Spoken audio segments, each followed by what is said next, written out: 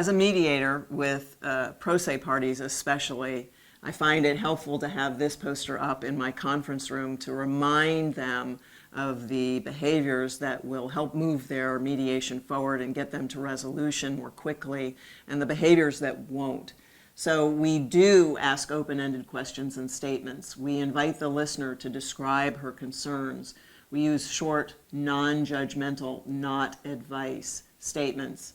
And in fact, these are good rules for the mediator as well, but certainly for the parties to use with each other. Tell me more. How did that feel? When was the last time? Explain that. What will happen if you do that? How did you feel when that happened? What do you mean by that? What could I do differently to help with this? What are your concerns? What do you see as not going well? So you're expressing your true interests. You're focusing on shared goals. You're focusing on compromise. And you're doing it by being honest and transparent. And certainly, I always tell my clients this, my pro se parties, ask for a break if you're getting too angry or stressed. There are certain don'ts that you want to really lay out in front so that these are just reminders for people so that they know what not to do. Because the don'ts will block exploration of the listener's concerns, and if they feel that you're not listening to them, they're going to get up and leave.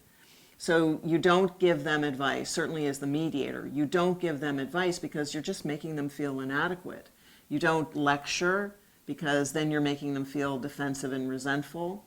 You got to be careful about reassuring and storytelling, because by telling your own stories, you're discounting their feelings sometimes. Sometimes you're connecting, so you have to be careful. I'm not saying don't ever tell stories, certainly, but focus on their stories, not on your own. You don't command or interrogate.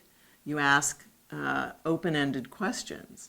You don't lecture about what is best and assume that you have all the answers, especially as mediator.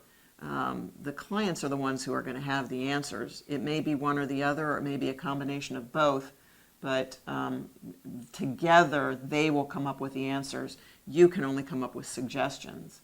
Obviously, the parties should not be sarcastic or discourteous to each other. They shouldn't preach. They also shouldn't be passive and conflict averse. You've got to put your interests out there on the table.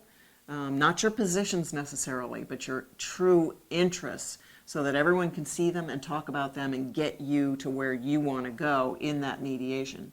And you use you phrases instead of I phrases, because you just makes people defensive. You did this, you did that, whereas I feel this way is a different thing, because it doesn't make people feel bad. And that's the collaborative listening poster. Use it in your mediations, whether you're the client or the mediator.